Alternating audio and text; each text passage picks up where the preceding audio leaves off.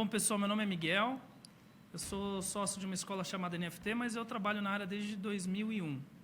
Então, eu trabalhei como editor, trabalhei como finalizador, trabalhei como videografista e trabalho como colorista desde 2010. O DaVinci chegou na minha vida depois do que eu fiz o lançamento do Color, porque anteriormente eu trabalhei para a Apple fazendo o lançamento de software, e eu trabalhava com o Color, depois eu trabalhei com o Scratch, e aí conheci o DaVinci, que eu gostei muito porque é uma ferramenta bem robusta e bem gratuita, né? Ele tem uma versão paga, mas dá para você trabalhar muito bem com a versão free. Eu recomendo quem quiser comprar a ferramenta, compra uma câmera que você ganha um software, vale muito mais a pena, tá? Porque aí você ganhou o software de graça e a câmera é muito boa. Bom, hoje eu vou falar com vocês aqui um pouco de edição, um pouco de cor. Eu vou brincar um pouquinho com o DaVinci aqui com vocês. Eu vou explicar alguns conceitos básicos antes. Depois eu vou abrir o DaVinci e vou fazer uma demo. Todo mundo está me ouvindo aí? Se precisar interromper, quiser tirar alguma dúvida, levanta a mão para mim, eu falo com vocês, tiro as dúvidas de vocês, tá? E a gente vai tocando por aí. Bom, o nosso conteúdo do workshop vai ter mais ou menos 1h30, que eu vou falar com vocês.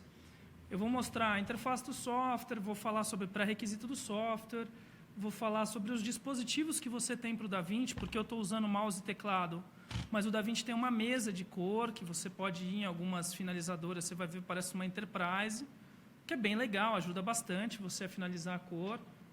Principalmente quando você está fazendo um filme que tem um alto custo, é legal você ter uma ilha de cor mais robusta para isso, tá? Mas também dá para você finalizar um filme com baixo custo nele, com mouse e teclado, tranquilamente. Isso é bem bacana. Se vocês que estão no fundo quiserem sentar para frente, pode vir, tá? Pode ficar à vontade. Bom, eu vou falar como é que configura um projeto, o que é correção primária, o que é correção secundária. Então, quer dizer, o que é um color corrector, o que é um color grading. Como é que trabalha com keyframe, máscara, tracking. E vou fazer alguns looks aqui com vocês. Eu vou explicar o que é um look, basicamente como é que funciona um look. E no final, eu vou pegar um arquivo de multicâmera, vou fazer um multicâmera, vou colorir esse arquivo e vou devolver para o Premiere colorido através de XML, para vocês verem como é que é o fluxo. O Premiere DaVinci é bem simples. Tanto para a entrada quanto para a saída é bem tranquilo. E depois a gente pode falar um pouquinho sobre o mercado de colorista, tá? Bom, primeira coisa que eu vou mostrar para vocês estão conseguindo enxergar aí? Quer que eu dê um zoom? Tá tranquilo? Sobre os Control Surfaces, que na verdade são controladoras, né? Eu estava falando da Enterprise, essa é a famosa Enterprise, que é a maior controladora que o DaVinci tem. Essa controladora está na faixa de $29 mil. Então, quem tem ela são as grandes produtoras, mas você tem controladoras menores, que é esse painel micro que lançou agora, que está na faixa de $900. E você tem esse painel mini, que está na faixa acho que de $2 mil, eu não tenho muita certeza. Mas ambos fazem basicamente a mesma coisa, aqui com mais recurso, obviamente, aqui com menos recurso, você vai ter que usar um teclado e mouse para te ajudar, mas você consegue fazer as mesmas coisas. Se não tiver nenhuma delas, também você faz a mesma coisa, tá? Com menos recurso, mas você faz a mesma coisa, talvez um pouco mais demorado, tá? Bom, quando você trabalha com cor, a gente tem que se preocupar com um fator que às vezes o editor não se preocupa tanto, que é o monitor. Porque quanto mais fiel for o seu monitor, mais fiel fica o seu material. Coisas que acontecem de problema que eu já tive no mercado. Por exemplo, o teu cliente trabalha com Mac, você trabalha com Windows.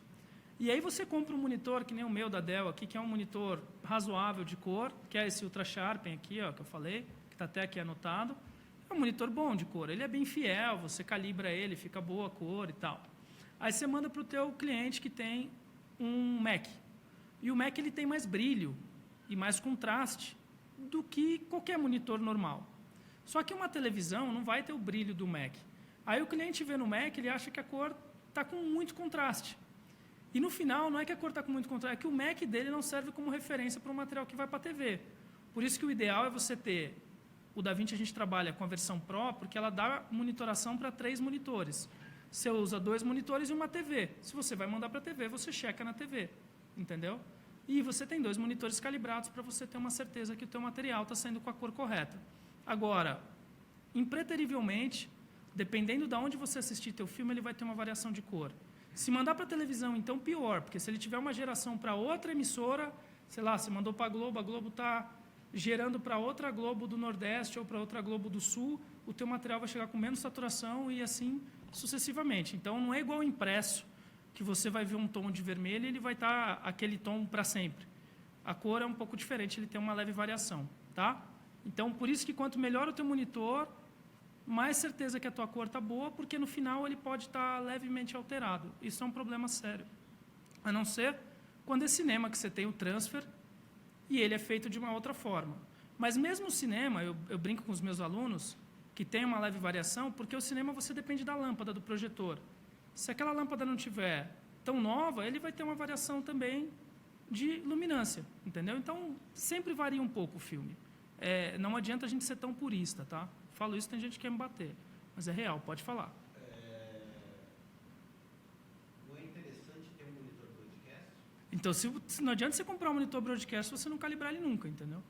Então, você precisa fazer a cada X tempo uma calibragem. Mas, se você tiver o teu monitor de $25.000 calibrado e você assistir o teu material em outro monitor, cara, e muitas vezes o teu cliente não vai entender. Entendeu? Por isso que é muito legal ele aprovar o teu material na tua finalizadora, dali, cara, ele vai para rodar para vários lugares e ele vai ter uma leve variação. A saída de cor, o DaVinci só dá na placa Blackmagic. Saída para o monitor broadcast. Só na placa Blackmagic.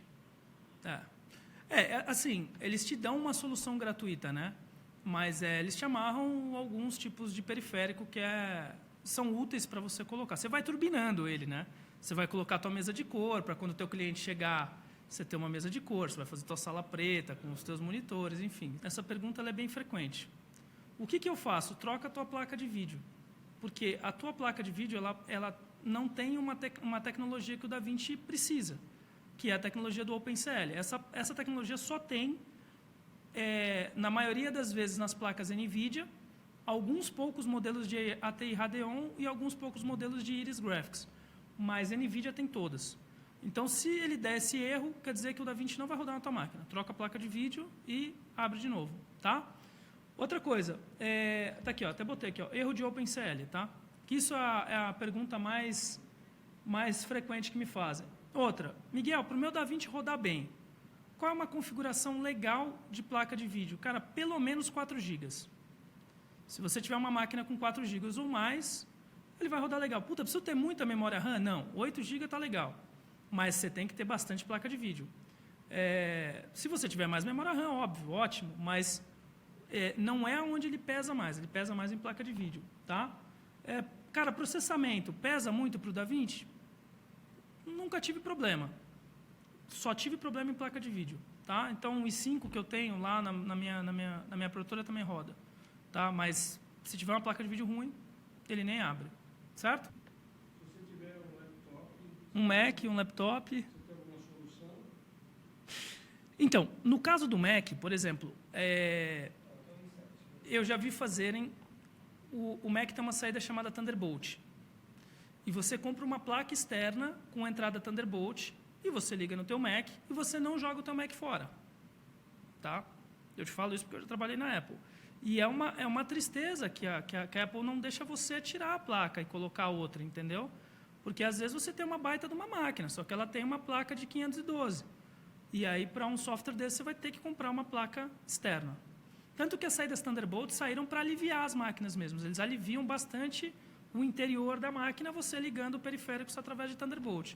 Que aí você pode botar uma placa de vídeo, você pode comprar um RAID de colocar... memória RAM, enfim, desde que tua placa-mãe aceite. E dá para você dar um boost na sua máquina. Tá? Dúvidas? Nenhuma? Tanto faz uma placa de vídeo que é uma quadro, que a arquitetura dela é para render, né? Ou uma placa de vídeo, aquela série GeForce. A GeForce, ela é mais em conta. Roda mais leve. E roda tão bem, vamos dizer que tão bem quanto, mas você gastou, sei lá, 3.000 a menos. Bem menos. Então, cara, ela roda melhor. Tipo, uma 1080, por exemplo, é mais barata do que uma Quadra FX. E vai rodar melhor do que uma Quadra FX. Tá? Porque ele não é... A Quadra é muito boa para 3D. Para render, para modelagem, que você tem que mexer viewport e tal. Agora, para o DaVinci, para softwares de computação gráfica que não usam tanto viewport, não é tão legal, entendeu? Ela é boa, mas ela é muito cara. Então, você compra placas mais baratas que funcionam melhor. Então, a GTX 1080 é muito boa, muito boa. E ela tem 8 GB de RAM e é melhor do que uma 6000. Tá? Bom, eu vou falar um pouquinho de cor com vocês. Tem mais alguma dúvida?